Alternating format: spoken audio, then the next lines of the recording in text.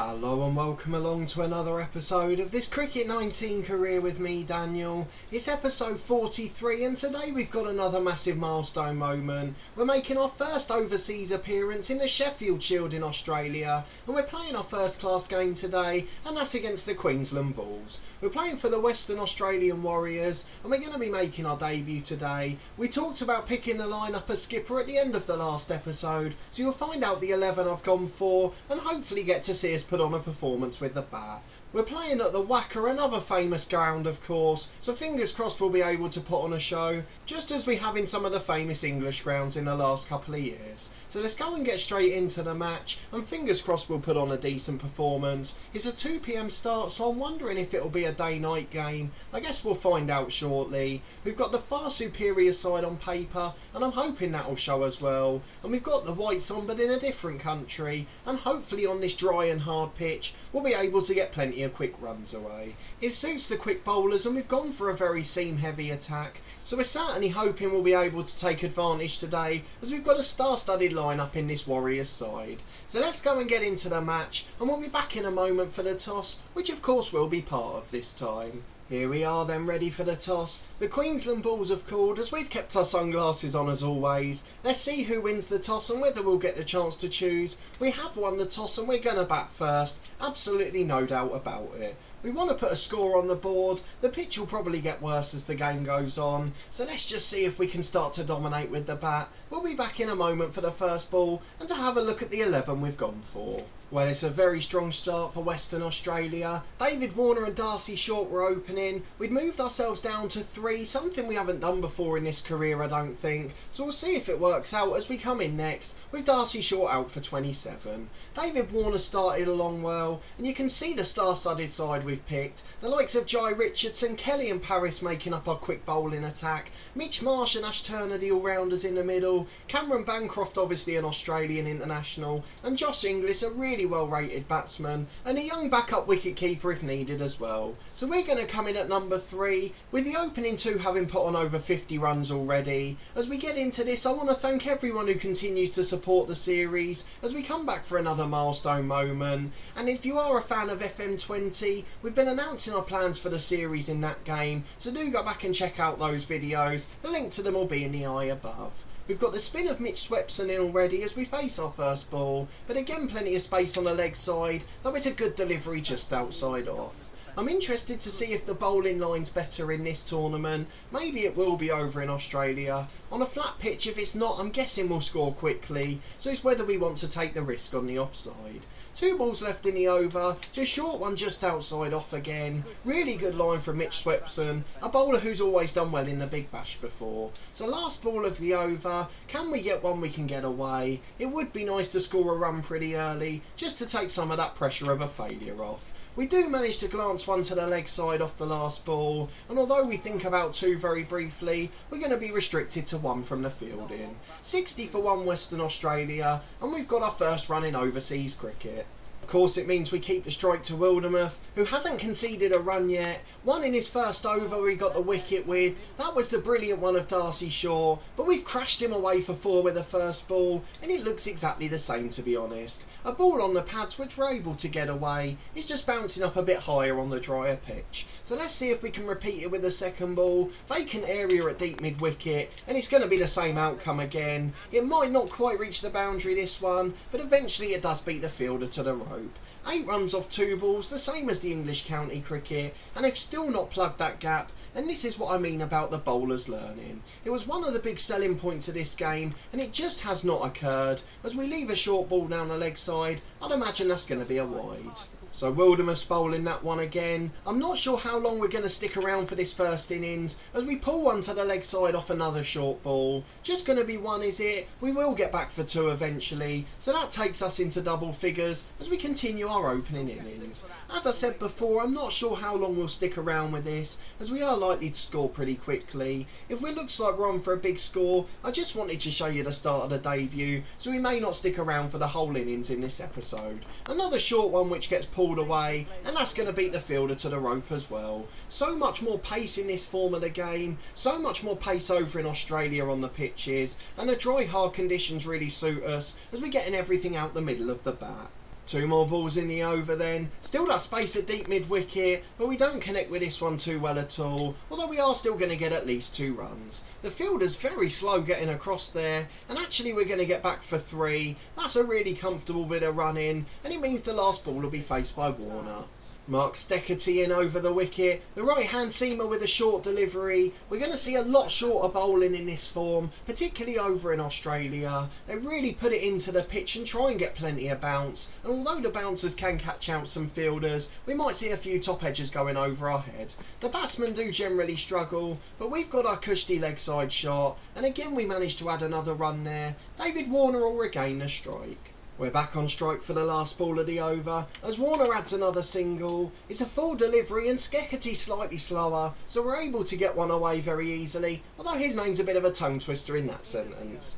Western Australia 81 for 1, and at a drinks break we're in a pretty decent position. Probably the best thing to happen as Wildermuth continues is the fact that the spinner came out of the attack. We only actually faced 1 ball against him, or half an over I guess with 1 run. If he'd stayed in I think we could have failed in this innings, but the seam bowling suits us down to the ground. Another one there and Warner sees off the rest of the over, and now we face Steckety again with the leg side completely exposed. So let's go for a big shot, shall we? We go big through deep mid-wicket up in the air, and it's going to be 1 bounce for 4 as there's no fielders in the outfield.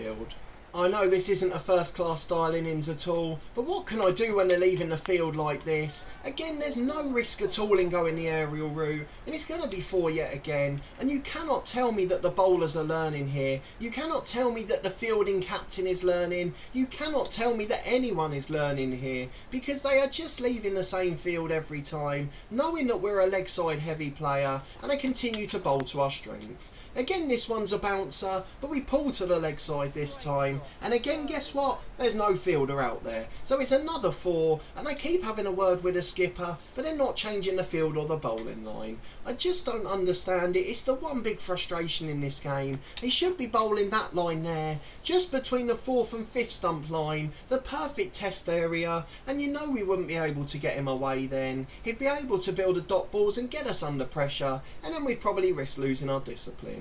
But on this occasion it's just been too easy, and again we go the aerial route, don't connect well with it at all, but it's going to go for at least 2 or 3, and actually it'll trickle all the way to the boundary. Even though I'm benefiting from it, I'm really starting to get frustrated now, because it's so easy to avoid, and it just takes all the realism away from the test style cricket, or even the county action the bowlers would have learned at this point. Once you hit 4 fours they will put a fielder out there, but they're just not doing so, and we've got another 4. I think I make that 20 runs off the over. So we're taking advantage of it, and I know a few of you say, why do we play the same shot so often? But why wouldn't we when there's no fielder out there? It's a problem that really needs to be addressed. It's my frustration with the game starting to creep through. As we've got to the higher level, the test hasn't got any more difficult. Don't forget we're on legend difficulty as well now, the hardest AI difficulty in the game, and we're still managing to be given fields where we can just hit it for boundary after boundary. Our strike rate now over 200, having faced just 18 balls. The positive I guess is the spinner's back in, and he's bowled a good line outside off, so hopefully our strike rate will come down now, and it'll be a more difficult challenge we face.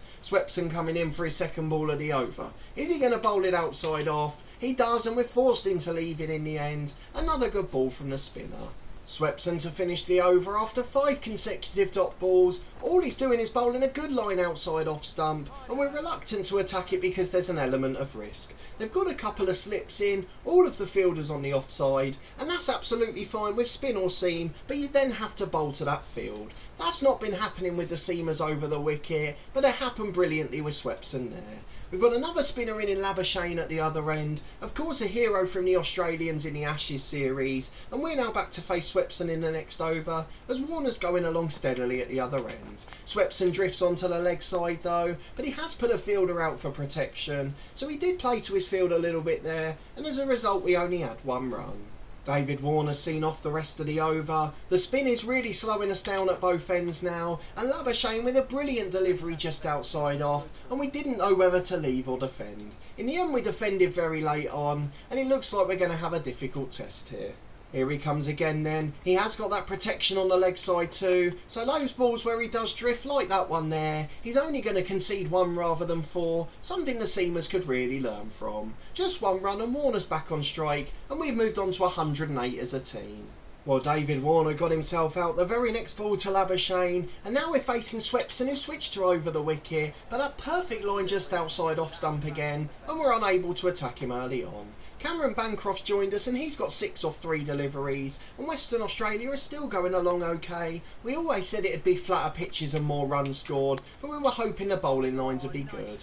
Mitch Swepson's drifted there and he's lot left a fielder in the deep, so unfortunately we're back to scoring boundaries easily. That one adds 4 more runs. 1 more of those and we'll have a half century, and in super quick time due to the bowling line. Let's see what we get off this one. Mitch Swepson just a 1 off it seemed. Brilliant ball outside off stump, and again we're forced into defending. And this is the thing that really frustrates me in this game. Yes, you can bowl outside off stump. Yes, you can bowl over or around the wicket, but it shouldn't be too hard to set a field. And on this time we do get another 4. It's going to be a 50, unfortunately. It's a brilliant start for us in the Sheffield Shield, but it just feels like it was a bit too easy. 10 boundaries and 4 of them coming in that 1 over, where there were no leg side fielders at all, and this time they have put a man in the deep again, which means we'll be restricted to singles. So Mitch Swepson's learning if nothing else, and we had just another 1 there. The big question though is, after the last over he bowled to us, a maiden around the wicket, every ball was perfect. Why did he then decide to switch back to over when he was having so much success at the other end? This is the bit I don't really get about learning. Surely they would learn from their mistakes and they would make it a little bit easier, and if they do have a good over they would stick with it, knowing that it would yield success eventually. Labuschagne goes full, but this time it's outside off, and again we don't have the temptation to attack. Because we're scoring so quickly off the balls on the leg side, we then don't take the risk to the leg side deliveries, or the offside deliveries, sorry, and therefore the slips become useless because we're just leaving all of those balls. That one was cut off brilliantly on the rope, and it's just going to be 2 more runs for us. Labuschagne in again, sticking with over the wicket. That's a good delivery though, which we just have to leave. And this is the thing, because we've scored 2 runs off that other ball, there's then no need to attack these ones outside off stump. I really wish they would be a bit more disciplined, more importantly because it'd give us a better challenge. It just feels a little bit too easy at the moment. We should really be struggling to get going here. Final ball of the over, just 2 conceded from Labuschagne, but this one drifts and it's away on the leg side, and there's no fielder there, so it'll be 4 more. We'll have 1 more over on camera before we wrap up this episode, as we've already scored 58 off 38, and it's just been a little bit easier than we'd hoped. I've mentioned some of the concerns I have with the game, and some of my biggest frustrations there, so let me know in the comments if you agree, or if you've managed to find a way to make it more difficult. We're on legendary difficulty, so I don't know what much more we can do. Labuschagne back to around the wicket now, and look at that, we're not able to attack it. A good field, he's bowling to it, and that's all it takes to provide the challenge for us. If he did this 3 or 4 overs in a row, we'd be forced into losing our discipline eventually. Here comes Labuschagne around the wicket again, drifts onto the stumps, and we try to get it away, but it just goes outside off stump and straight through to the wicket keeper.